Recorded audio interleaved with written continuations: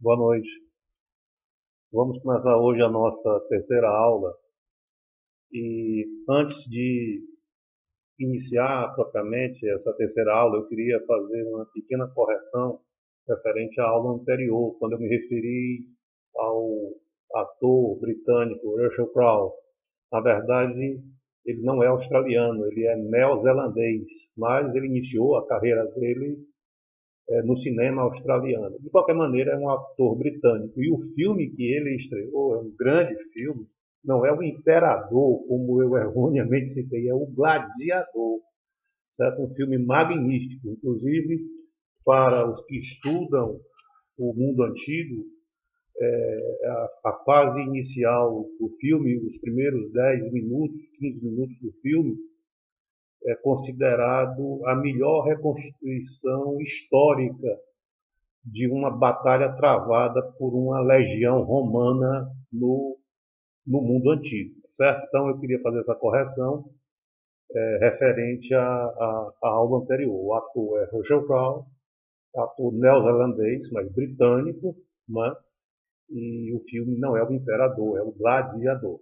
Bom, feita essa correção, nós vamos começar a nossa aula propriamente dita, referente à terceira aula, como eu falei, né, desse processo de aulas remotas da disciplina de Sociologia das Organizações para os cursos de Administração de Empresas e Ciências Contábeis.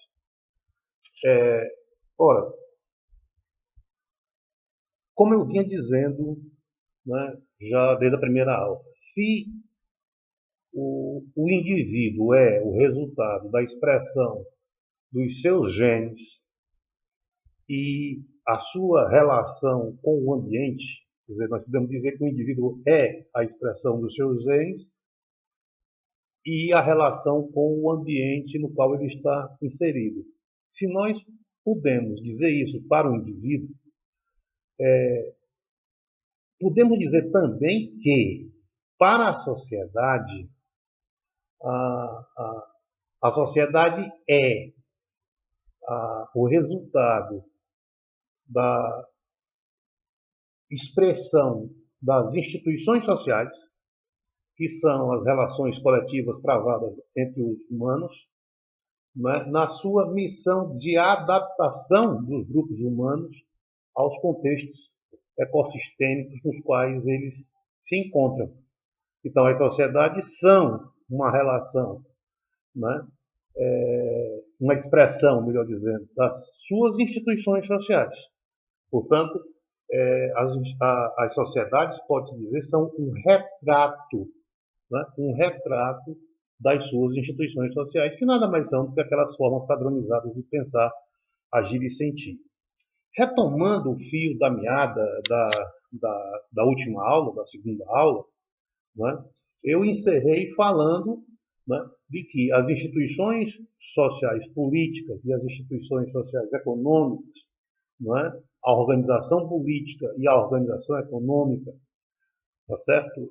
Que foram se construindo ao longo dos séculos no mundo ocidental, culminaram no século XIX com a formação daquilo que eu chamei, né, as sociedades abertas, né, de acordo com o conceito do grande cientista austríaco Sir Karl Popper, né, as sociedades abertas. Então, as instituições sociais políticas e a instituição social econômica, né, o ordenamento político e o ordenamento econômico, gerou as sociedades abertas, que são uma expressão, né, daquilo que ficou conhecido no século XIX como a sociedade industrial, né, a sociedade capitalista, cuja base de produção da sua existência é a organização industrial. Né? Muito bem. Aí é importante frisar que nessa sociedade aberta, nessa sociedade capitalista industrial, né, que é o nosso mundo contemporâneo, a sociedade que formou o nosso mundo contemporâneo, tá certo? Aí você tem, agora, em termos políticos, um indivíduo livre, né, dono de si próprio, que vai mediar as suas relações com os outros indivíduos que habitam a mesma sociedade, a partir de um contrato social, chamado Constituição, que normatiza, né, através de leis, a convivência social, a forma como os indivíduos devem se relacionar uns com os outros no âmbito de uma sociedade, né, na medida que todos os indivíduos agora são livres, não são nobres, não são servos, não são escravos, são indivíduos livres, são cidadãos livres. Também significa dizer que esse indivíduo tem que, por ele próprio, buscar a sua sobrevivência no mercado, vendendo as suas capacidades através das suas profissões para buscar o seu sustento e o sustento da sua família. Então, nós temos aí, né, o resultado de séculos, né, de instituições políticas, instituições econômicas que geraram aquela sociedade do século XIX, que é essa que nós vivemos, né, no mundo contemporâneo, as sociedades industriais capitalistas. O interessante a observar, que é basicamente o objetivo dessa aula, é que, pela primeira vez, tá, na história humana, você tem aquilo que ficará conhecido como a questão social. Tá? A questão social. O que é a questão social? A questão social foi o resultado dessa acelerada migração das regiões rurais da Europa para as cidades que estavam se constituindo a partir do desenvolvimento das fábricas, portanto, a partir do desenvolvimento das revoluções industriais. Como eu falei, inclusive, já na parte final da aula anterior, né, tanto com o bônus como o ônus. Né? E a questão social é uma consequência direta do ônus, ou seja, das dificuldades que os indivíduos agora, diante desse novo mundo de base industrial, encontravam para conseguir, né, o seu sustento nas cidades, agora no mundo urbano, né, já que toda a história da humanidade, como eu falei na aula passada, desde a sua constituição, como sapiens, 200, 300 mil anos atrás, ela se deu no meio rural. A produção da vida se dava no meio rural, basicamente. Tá certo? Você pode dizer, mas houve grandes cidades do mundo antigo? Houve, como o caso do Cairo, como o caso de Persépolis, na Pérsia, como o caso de Roma, exemplarmente, né? Atenas, numa menor escala, mas a produção da existência nessas sociedades, ela não se dava no âmbito das cidades, ela se dava no meio rural, basicamente no campo, tá certo? Não havia produção econômica de peso a ponto de sustentar essas cidades que fosse desenvolvida apenas no âmbito urbano. Quer dizer, o eixo econômico daquelas sociedades não se dava no espaço urbano, nas cidades se dava no meio rural. A grande novidade das sociedades industriais foi o deslocamento do eixo econômico, ou seja, a forma de produzir a existência, né, se dava agora, né, a sua parte principal nos meios urbanos. Logicamente que não se plantava nas cidades, não se criava nas cidades, mas o eixo econômico, né, onde se tomavam as decisões mais importantes, era o resultado, evidentemente, né, do processo produtivo desenvolvido nas fábricas, e isso era, evidentemente, no espaço urbano, como também, né, o comércio, né, que faz a integração, né, de todas as estruturas econômicas, também se desenvolve no meio urbano. Tá? Então, as sociedades industriais têm essa característica importante de serem sociedades urbanas. Tanto isso que uma das características dessa sociedade foi essa supermigração do meio rural para o meio urbano, né? As pessoas à procura de trabalho, né? E gerou, né, isso que ficou conhecido como questão social, que nada mais é do que foram as consequências negativas, né, do rápido crescimento do meio urbano, né, com os problemas inerentes, como eu falei, de habitação, como problema de saneamento, água e esgoto, como problema de saúde coletiva, né?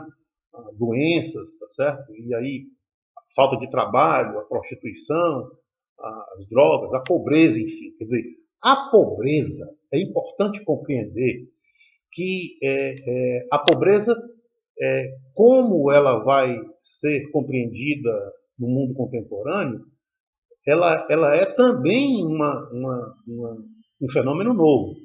Não é que não existisse pobreza no passado, na antiguidade, no período medieval, mas a forma de compreender a pobreza no mundo antigo, no mundo medieval, é completamente diferente da forma de compreender a pobreza no mundo contemporâneo. Porque no mundo antigo e no mundo medieval, as pessoas eram pobres em decorrência do seu próprio nascimento, não é? Do seu próprio nascimento. Quer dizer, no mundo antigo, as pessoas eram pobres porque ou eram servas, ou eram escravas, ou eram pequenos agricultores, lavradores que viviam perdidos no mundo rural, tá certo? E, em consequência disso, por não serem nobres, né, por não serem membros das elites políticas que viviam nas cidades, enfim, eram pobres. Né? Mas isso não era visto de uma maneira negativa. Isso não era vista, né, como o resultado das suas incapacidades, inaptidões, tá certo? Ou seja, não eram avaliados como fracasso de uma existência.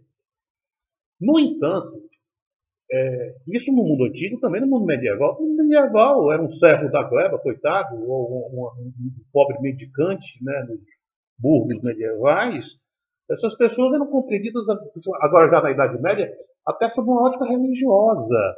Não é? Quer dizer, os pobres eram o resultado, deveriam ser, né, objeto da caridade humana, da caridade expressando o que era ser aqueles que tinham a melhor condição para atender a pobreza, expressando agora uma maneira de viver, né, ao se fazer caridade. Né, isso era uma virtude, se fazer caridade é uma virtude, tá certo? Uma virtude religiosa, cristã, católica ou evangélica, tá certo? Então, os pobres eram compreendidos como pessoas, coitadas, desprovidas de sorte, né, e que deveriam ser objeto dessa caridade, mas não eram avaliados, mais uma vez, negativamente, como resultado das suas inaptidões, das suas incompetências, tá certo? Isso vai mudar de compreensão, tá certo, no mundo contemporâneo. Aí não. Agora, né, onde a compreensão dos indivíduos, no âmbito das sociedades não é mais aquele decorrente de uma determinação extrema, né? Quer dizer, você é servo, ou você é escravo, ou você é um pobre mendicante por nascimento, né? E sem possibilidade de mudar de condição social, né? Isso agora é diferente. Por quê? Porque os indivíduos, como resultado do iluminismo, como o resultado das revoluções políticas, principalmente na Europa e na França, tá certo? Como resultado da Revolução Industrial, né? O indivíduo agora é responsável por si próprio. Né? O destino do indivíduo, né, ao longo da sua existência é de sua própria responsabilidade.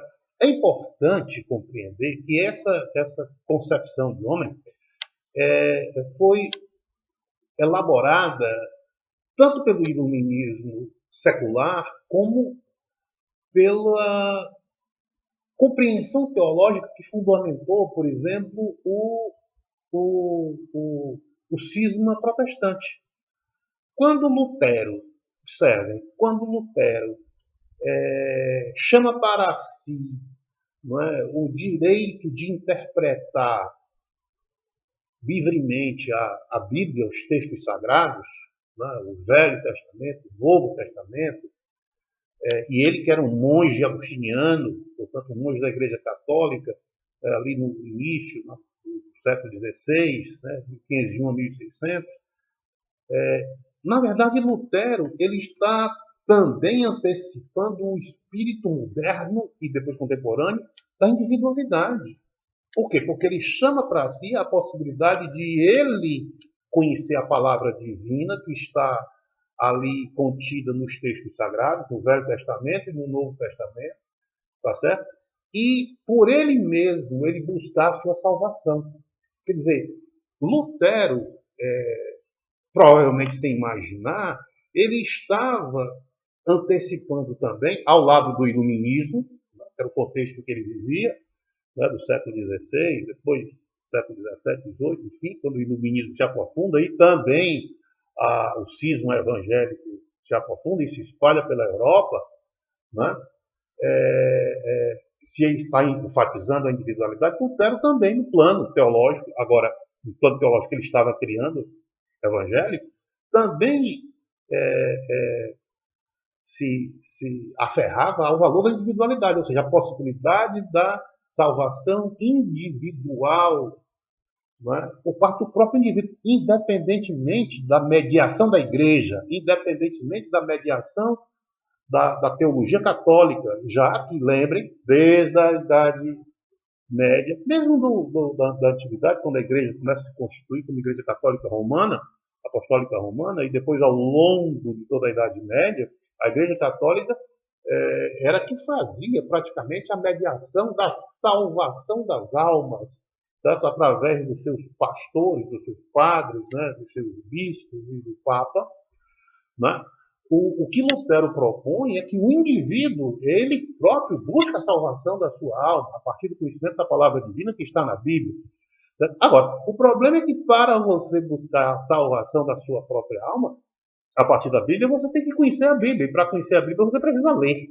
Olha só, o que é que Lutero está fazendo? Né? Nem imaginava que estava criando, né? As cadeias do pensamento que ele estava liberando ao chamar para si, né, para o homem, né, a possibilidade de ele individualmente buscar a salvação da sua alma. Ao conhecer a palavra divina que estava na Bíblia. Agora, para fazer isso era necessário ler. Né? E aí, né, Lutero estava liberando as correntes do pensamento humano para ler e, consequentemente, escrever, e que será um ponto fundamental para o desenvolvimento do pensamento em séculos posteriores, a ponto, né, de aprofundar as transformações que o iluminismo, principalmente o iluminismo francês secular, não o iluminismo inglês. O iluminismo inglês ele não é um iluminismo anticristão, diferentemente do iluminismo francês, que é ateísta, tá? Mas ambos, né, tanto o iluminismo inglês como o iluminismo francês, eles estão sustentados, né, na possibilidade de um indivíduo evoluir a partir do pensamento, a partir do conhecimento. Né? Principalmente na Inglaterra, né, que é o berço do método científico, da forma de se compreender cientificamente o mundo. Ou seja, a noção da individualidade começa a ser elaborada no plano individual, tanto por uma teologia religiosa de natureza cristã, só que evangélica, como no âmbito das ideias do conhecimento a partir da metodologia científica que vai se constituindo e aprofundando o desenvolvimento da ciência, o crescimento e desenvolvimento da ciência. Isso vai desembocar, né, no século XIX, naquele mundo, né, em que o indivíduo, agora, não mais sendo escravo, nem senhor, nem servo, certo? Ele é responsável por si mesmo. Quer dizer, na sua consciência, a partir do exercício da racionalidade, para conquistar, né, no plano religioso, o seu lugar no céu, né, a salvação da sua alma, tá certo? Ou a danação, dependendo do que você faça. Né? E no plano econômico, você garantir a sua sobrevivência, sua e de sua família. Então, você tem aí, tá, a configuração de um indivíduo livre num mundo em que ele tem que buscar a sua sobrevivência. Que mundo é esse? O mundo do mercado dos livres. Tá certo? Quer dizer, nesse mercado onde você vai comprar e vender, certo? E que na sociedade, no século das sociedades capitalistas industriais, esse comprar e vender vai ser organizado pelo mundo empresarial. Né? aqui nós falamos a partir das empresas, né? Na aula anterior, né? Na segunda aula. Mas nem todos os indivíduos terão sucesso, né, nessa empreitada, principalmente no que se refere à garantia da sua sobrevivência, sua e de sua família, individualmente falando, e no âmbito do grupo familiar. E aí, né, pelas razões que eu falei, quer dizer, o supercrescimento das cidades e os problemas urbanos decorrentes disso, se formou aquilo que ficou conhecido como a questão social, ou seja, a questão da convivência, o problema da convivência coletiva, né, de indivíduos aos milhares, né, abarrotando as cidades da Europa. Mais uma vez, tendo como marco a Inglaterra, né, as cidades inglesas, Manchester, Liverpool, Londres, né, as sociedades industriais inglesas, de uma hora para outra, cresceram, né, de uma forma acelerada, e tem-se aí o surgimento da pobreza econômica. O que é que significa pobreza econômica? Significa a incapacidade do indivíduo de ele garantir a sua sobrevivência e a sobrevivência de sua família, evidentemente. Veja que o conceito agora de pobreza não é mais o conceito do mundo antigo nem do mundo medieval. Quer dizer, a pobreza ali era uma pobreza que era compreendida muito mais a partir de um viés religioso, né? No mundo antigo, a partir das explicações mitológicas para isso. No mundo medieval, a partir da compreensão teológica cristã, né? Representada pela Igreja Católica ali. Agora não. A compreensão de pobreza, certo? Ela está vinculada à capacidade ou não capacidade do indivíduo garantir a sua sobrevivência, sua e da sua família. Eis aí, né, a origem dos problemas sociais, né? Ou seja, a formação da pobreza. A formação da pobreza é a expressão crua, né, daquilo que ficou conhecido como questão social.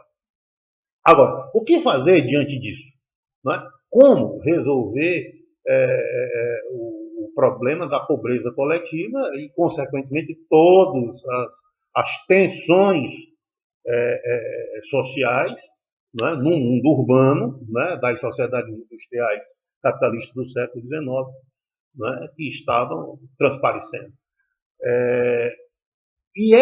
Veja, em torno disso que serão, vamos dizer assim, constituídas teorias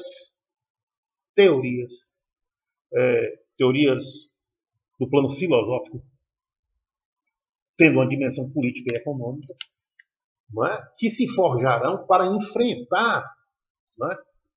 essa questão social, ou seja, a pobreza coletiva. E a constituição dessas teorias se refletirão no Estado, ou seja, na instituição política. Observe, problemas decorrentes do mundo econômico, ou seja, a dificuldade de indivíduos, né, em grande quantidade, a pobreza econômica, de responder aquelas 4 questões no plano individual e do grupo familiar: o que, o como, o quanto e o para quem, tá certo? Que refletirão em soluções que deverão ser buscadas no âmbito da organização política. Mas o que é a organização política? Como? Qual é a exteriorização? Qual é a visibilização da visibilidade para a sociedade, para os indivíduos que formam a sociedade, da instituição política? O Estado. O Estado. Não é? O Estado como nós compreendemos. O que é o Estado? O Estado é a concretização da instituição política. É a concretização da ordem política. Não é? A instituição política, ela se concretiza, ela se visibiliza, ela se torna visível, não é? A partir do Estado. O que é o Estado? Para facilitar, são as 3 esferas. O governo federal, como nós conhecemos aqui no Brasil, o governo federal. Nós somos uma república democrática, presidencialista. os governos estaduais, né, no plano dos estados, e os municípios. Quer dizer, o Estado, para tomar o exemplo aqui do Brasil, ele tem três dimensões, no nosso caso. Né? O governo federal, a, a, os estados, né? E os municípios. Essas três esferas formam o Estado com E maiúsculo. Tá certo? No caso da Inglaterra do século XIX, né, onde se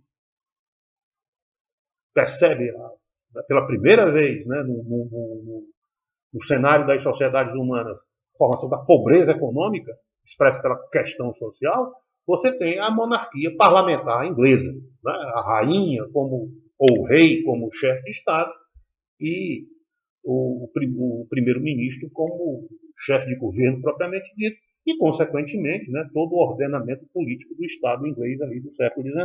Estou sempre fazendo, mais uma vez, a referência do século XIX na Inglaterra, porque ali foi o berço das revoluções industriais e, evidentemente, como eu já falei, mas só para ficar bem claro, né, a matriz daquilo que nós conhecemos como mundo contemporâneo. As sociedades contemporâneas. Todas as nossas sociedades, com a forma como nós vivemos, deriva dali. Pode-se dizer hoje, praticamente em quase que 98% do planeta, do globo, se vive daquela maneira, a partir de sociedades ali fundadas, né, organizadas. Né? Enfim. Então, veja a relação entre, né, o problema da convivência, né, urbana, né, de grandes grupos, né, e o desafio para resolver isso que se dá no plano do ordenamento político, né, ou seja, o Estado. E vejam, essa constituição do Estado, naquele mundo, né, ali do século XIX, na Inglaterra, ela começou a ser construído a partir da teoria política. Não é? Claro que se você for puxar, vai ter lá raízes na Grécia Clássica, mas eu não vou fazer isso. Certo? Ela tem raízes na Grécia Clássica, com as elaborações, né, políticas, Sócrates, Platão, Aristóteles, vai ao longo da Idade Média, mas de uma maneira mais importante ali na Renascença, tá certo? Aí você tem dois grandes teóricos, né, ali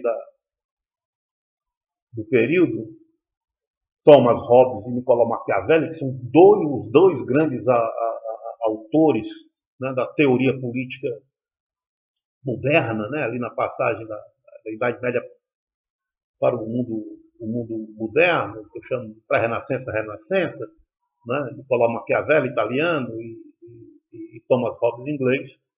Né, esses caras aí, eles elaboram, né, teorias de Estado que têm uma atualidade fundamental. Né? Toda a teoria política se deve, inevitavelmente, a Hobbes e a Maquiavel. Certo? E, principalmente, Hobbes, né, ao teorizar sobre a necessidade de um contrato, tá certo? Que funde um Estado, certo?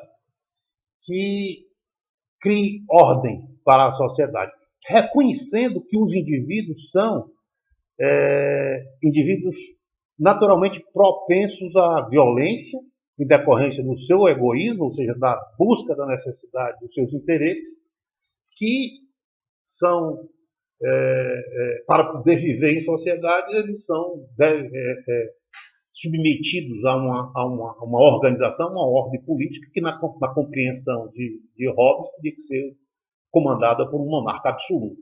Tá? O pensamento de Hobbes é muito parecido com o de Maquiavel. Né? Mas ali, nesses dois grandes teóricos ali, quer dizer, você já tem a formulação de um Estado que, né, sofrerá acréscimos, né, se eles são considerados teóricos dos Estados absolutos, tá certo? Inaugurando o que se chama uma tradição realista de ciência política. Realista por quê? porque eles não são fantasiosos, eles olham os seres humanos como eles são. Eles reconhecem que sem a existência da ordem, certo? Os indivíduos deixados a si mesmos viverão em estado de desordem, consequentemente inviabilizarão a existência de sociedades. Portanto, é necessário a ordem. São chamados de teóricos realistas. Vai ser bem diferente da tradição francesa de um Rousseau, não é? Que vai inaugurar uma compreensão de contrato social radicalmente distinta de Hobbes e Maquiavel, partindo da noção de que os indivíduos nascem bons e são corrompidos pela sociedade. Não. Nem Hobbes nem Maquiavel pensam assim. Os indivíduos são o que são. Os indivíduos são seres de interesse que lutam, não é? Para satisfazer os seus interesses, certo? Essa definição de Hobbes e Maquiavel influenciará mais na frente, né, a compreensão de John Locke, que é considerado um dos grandes teóricos do Estado liberal, porque Locke vai imaginar que os indivíduos nascem livres, tá certo? E que têm, né, como direitos naturais a vida e a propriedade. Não é? Ora, e para garantir a vida e a sociedade é necessário um Estado, né? Um Estado que proteja esse direito do indivíduo à vida e à sociedade. Certo? Isso será fundamental a compreensão de Hobbes e Maquiavel, de que os indivíduos deixados a si próprios, sem um ordenamento que garanta a paz na sociedade para que os indivíduos livremente possam buscar a realização dos seus interesses. Com a ideia de Locke, de que o Estado tem que proteger essa busca pela realização dos interesses, tendo como princípios naturais o direito à vida e à propriedade, serão fundamentais, né, para a elaboração da teoria liberal, nós chamamos de teoria liberal do tipo clássico. Né? Ou seja, a teoria liberal do tipo clássico, ela foi se construindo com as raízes lá em Hobbes e Maquiavel, depois desenvolvida por John Locke, e por vários outros teóricos. Né? Estou apenas citando aqui, né, Hobbes, né? Depois Locke. Isso é uma sequência de séculos, tá certo? Até chegar ali no século XIX, quando na sociedade capitalista e industrial você tem ali um Estado de orientação liberal, um Estado liberal do tipo clássico. Evidentemente que aquele Estado não se chamava assim, eu sou o Estado liberal do tipo clássico. Não, é o que nós conceituamos nas ciências sociais, na área da ciência política. Tá certo? Nós já estamos conceituando aquilo de Estado liberal do tipo clássico, ou seja, a monarquia parlamentar inglesa ali do século XIX é um Estado liberal do tipo clássico. Tá certo? E o que significa isso? Significa dizer, né, que aquele Estado liberal do tipo clássico expressa no plano filosófico a dimensão de que o indivíduo é um ser de racionalidade, né? É um ser que nasce livre e que ele tem direito natural à proteção da sua vida e à proteção ao seu direito de propriedade. Certo? Ou seja, no plano filosófico, né, a teoria liberal se expressa assim. Né? O homem é um ser de razão, um ser portador de racionalidade, e isso faz com que ele seja igual a todos os outros homens, porque ele é um ser de razão, é um ser portador de racionalidade, e que nasce com direito à sua vida e direito a ter propriedades, como consequência do seu trabalho, como consequência do seu esforço. Veja como isso vai se coadunar, né? Vai se aproximar, tá certo? Da concepção teológica evangélica de Lutero, né? E todos os seus posteriores líderes, né? Das igrejas evangélicas. Né? Começa na Alemanha com Lutero, e depois se espalha pela Inglaterra, os puritanos, os metodistas, os anglicanos, enfim, né? As várias denominações. Ou seja, ali o indivíduo era responsável pela salvação da sua alma. Olha só a compreensão teológica evangélica. Não é a igreja, certo? É o indivíduo. E para isso ele tinha que ler, né? E interpretar a palavra divina escrita nos evangelhos, certo? Isso vai se coadunar agora com, né, a teoria liberal, a formulação de que o homem é um ser portador de razão e que nasce com direito à vida e com direito à propriedade, resultado do seu próprio esforço. Ou seja, aí você tem a expressão concreta, né, do que é ser um indivíduo livre, não é? Que está no cerne da teoria liberal sob a perspectiva filosófica, ou seja, na dimensão filosófica. Na dimensão política, né? A dimensão filosófica, teoria liberal, agora a dimensão política, né? Na dimensão política você tem agora indivíduos que podem se associar, tá? De acordo com as suas afinidades, né? Da sua compreensão, né? Da sociedade, né? Se organizando em partidos políticos que livremente disputarão, né, na sociedade as cadeiras do parlamento, né, no caso da Inglaterra, lembrando aqui no caso da Inglaterra, tá certo?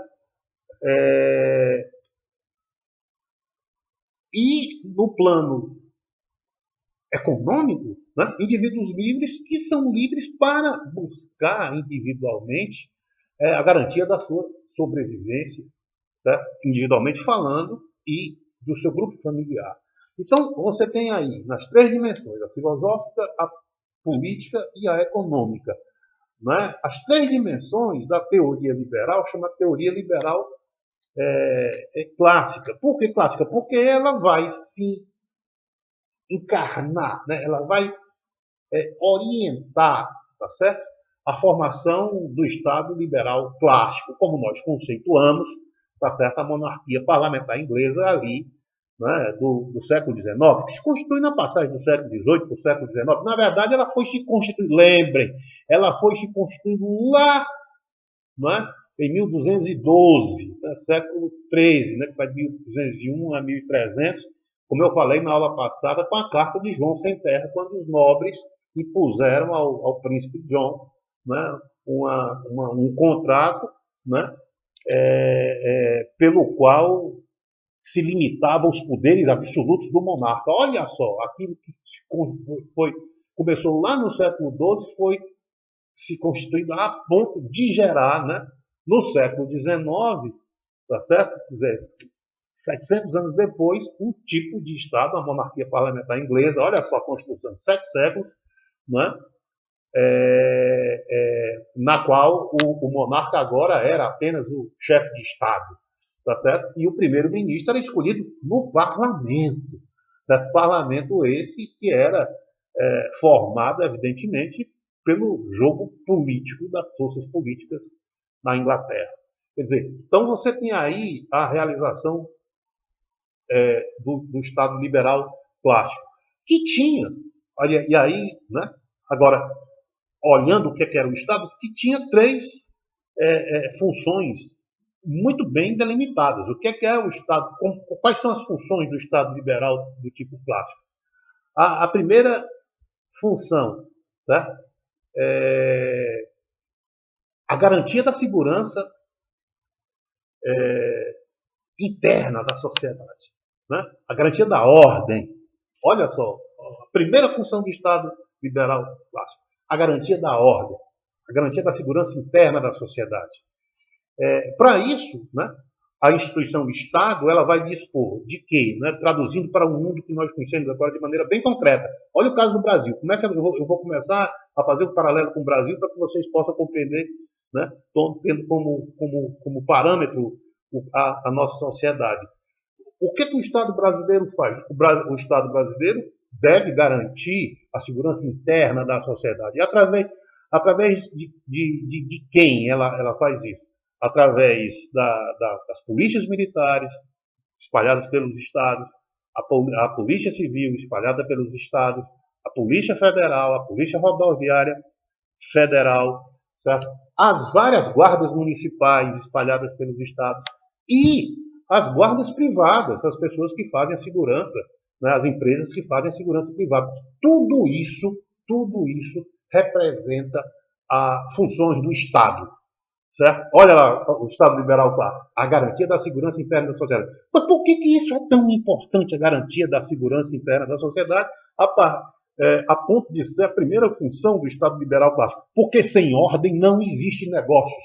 Sem ordem não existe tranquilidade para que os indivíduos possam livremente dispor da sua própria vida e dispor da sua propriedade.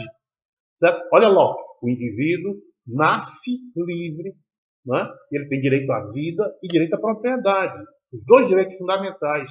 Agora, se não existir ordem na sociedade, se não existir segurança interna, né, ele não pode ir ao mercado, né, garantir a sua sobrevivência. Por quê? Porque senão ele será roubado, ele será assaltado, ele será vilipendiado, ele terá a sua propriedade tomada ou sofrerá a violência, né, de perda dos seus bens, tá certo? Ou seja, ele será violentado na sua capacidade de buscar livremente a sua própria sobrevivência e a da sua família. Portanto, a segurança interna da sociedade. Observe como isso é fundamental para compreender o ordenamento econômico. Sem ordem, não existe possibilidades de você realizar negócios. É por isso que quando você olha para o Brasil tem tanta dificuldade de atrair, por exemplo, investimentos turísticos, não é por outra coisa. É porque uma das razões é a violência que impera aqui. Quer dizer, o turista não vai deixar estrangeiro de ir para locais seguros, né, onde ele possa ir com a sua família, né, e voltar tranquilamente para o seu país de origem, para ir para um país, né, no qual ele desce no aeroporto, não tem segurança nem para chegar no hotel, tá certo? Imagine apreciar as belezas, né, dos pontos turísticos do Brasil, que são enormes. Né? Além dos problemas de distância e da carestia interna, você imagina que a segurança é, sem dúvida nenhuma, ou deveria ser um ativo fundamental para a organização, né, política desse empreendimento que é o turismo. Então veja como a segurança interna se torna fundamental. As pessoas nem sabem, nem imaginam no seu dia a dia, no seu cotidiano, qual é a importância das guardas de segurança privada. Não é? Aquelas pessoas, homens e mulheres, que estão nos bancos, que estão nas lojas, né, que estão fazendo a segurança. Por quê? Porque eles estão dando garantia. Talvez nem eles saibam, a maioria não sabe, mas estão dando garantias para que o fluxo econômico dos negócios possa transcorrer de maneira normal. Evidentemente, aí é que está. Quando você percebe que há um índice de criminalidade muito grande, é porque essa sociedade tem problemas. Que é exatamente o caso do Brasil. Né? Quer dizer, quando você não tem segurança para pegar o seu telefone celular e ligá-lo na praça ou numa praia, porque você corre o risco de ser roubado, é sinal de que aí há algum problema. É por isso que os brasileiros sentem, quando viajam para a Europa, ou no Japão, ou na China, sentem ter uma sensação de segurança espetacular, que dizem, olha, pô, aqui eu posso pegar meu celular e falar com quem eu quiser, a qualquer hora, sem grandes problemas, certo? E aqui no nosso caso, não, né? Basta você ver a configuração das casas brasileiras, a arquitetura das casas brasileiras são verdadeiros campos de concentração, que você começa criando, né, os muros, depois a cerca elétrica, depois as concertinas, né, que são aquelas cercas de arame enroladas, né, farpadas, né?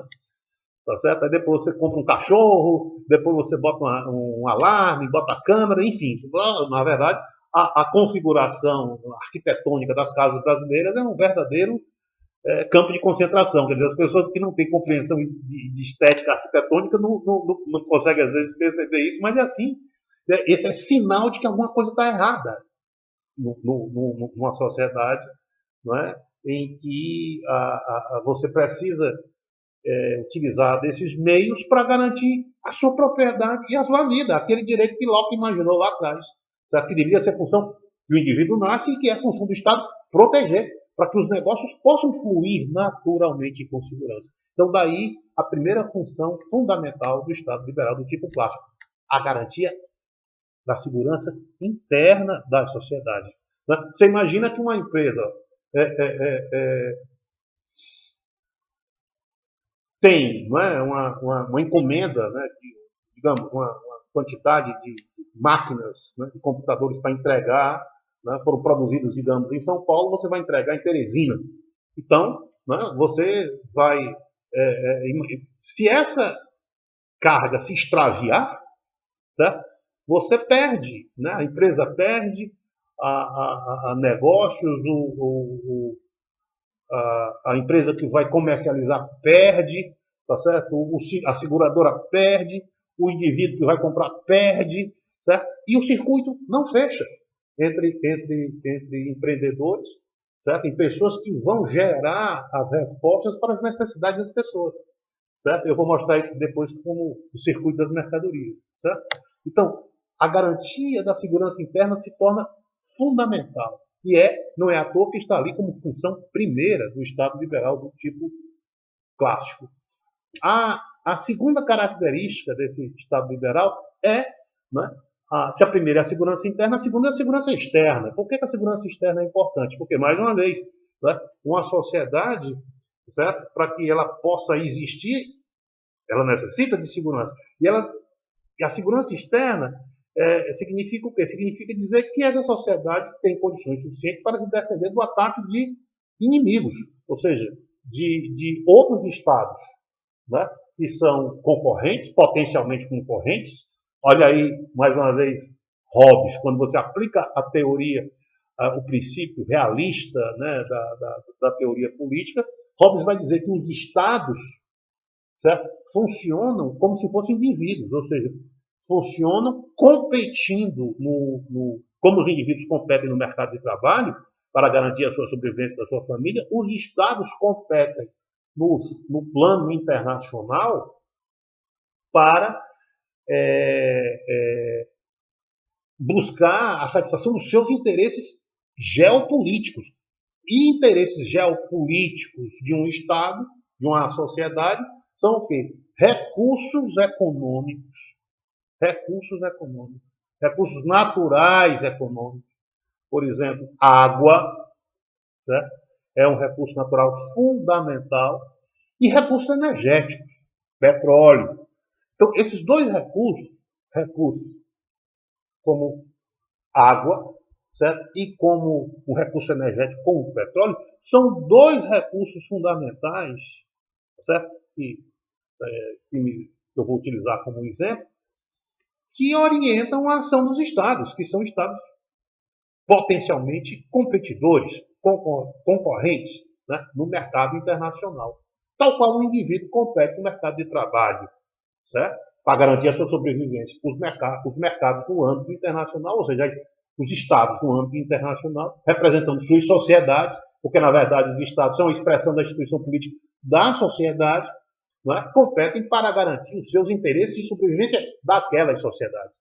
Então, é necessário a instituições estatais, né, que garantam a segurança externa dessa sociedade, que é feita pelas Forças Armadas, né? É feita pelas Forças Armadas de um país.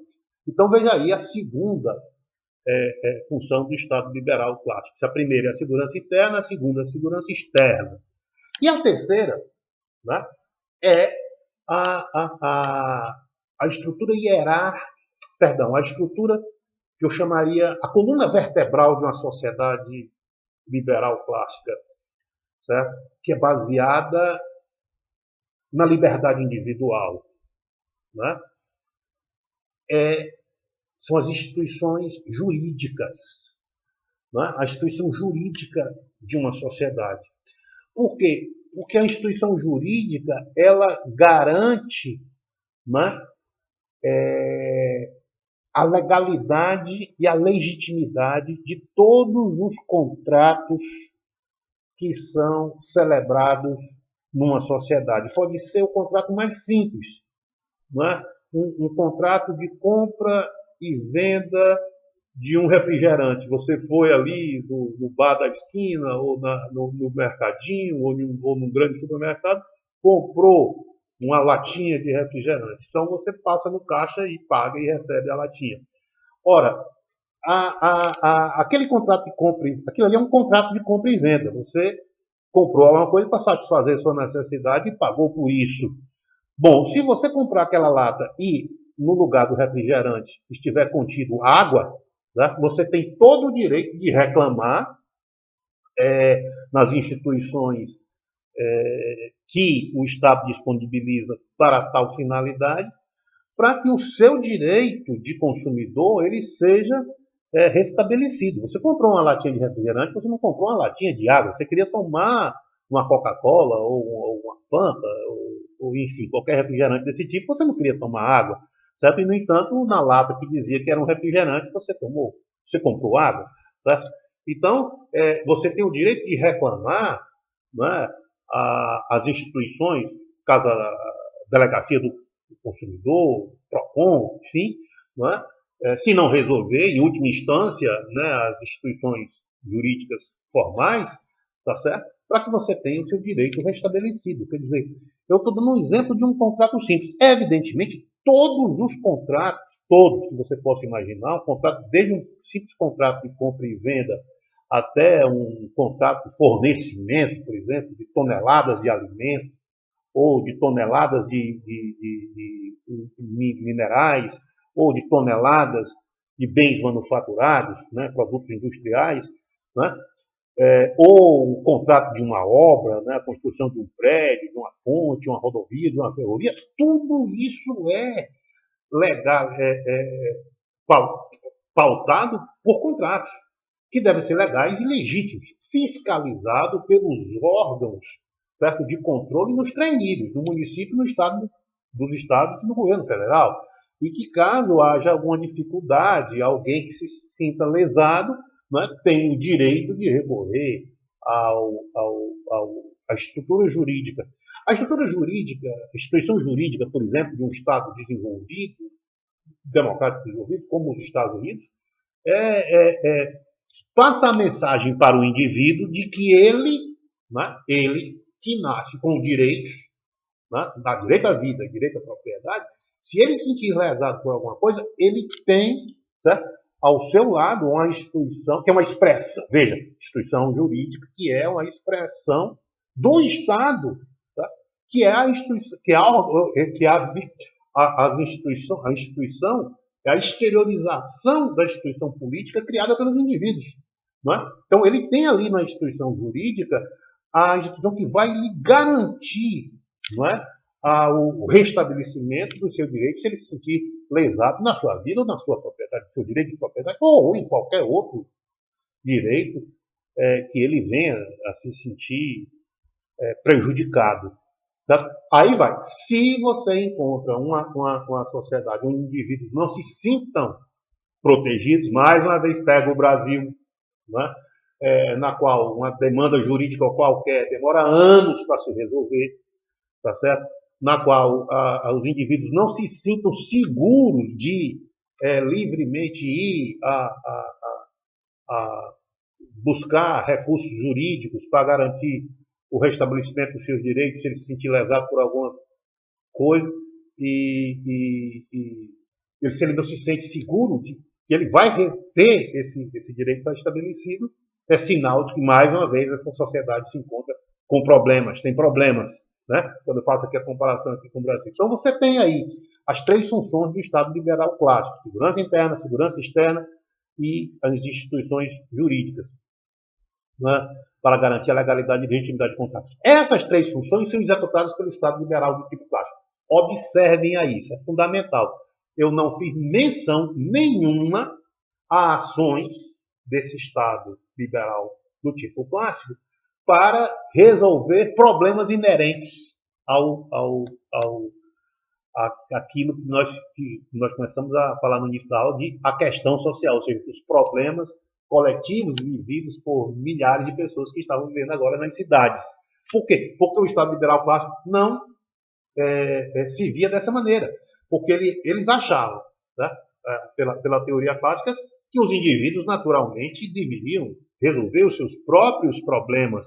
E se existia, né, a formação de pobreza econômica, era a consequência da lei da oferta e da procura.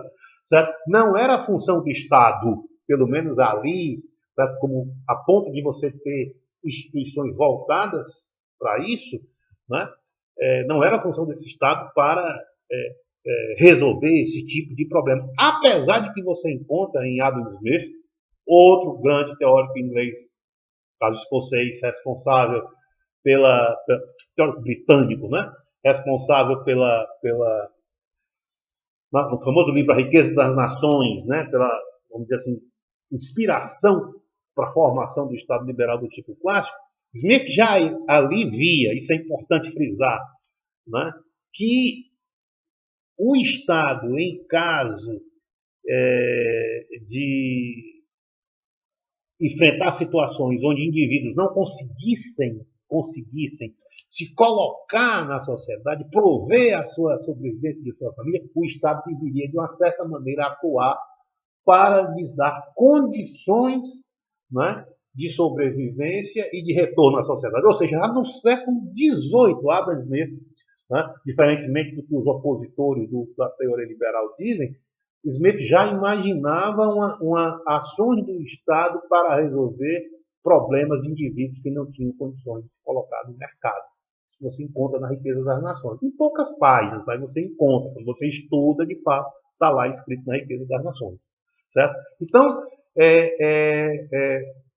o que vai ocorrer no século XIX é que o Estado liberal clássico ele vai enfrentar, ele vai ser pegando esses princípios que estão em poucas páginas escritos em Smith, o Estado liberal clássico, ao enfrentar o problema da pobreza econômica, que era para eles um problema novo, era uma novidade, nunca se imaginou, por isso que eu disse, desde a primeira aula, né, as sociedades abertas, a sociedade industrial capitalista, ela não foi teorizada por ninguém, ela foi se construindo ao longo do tempo.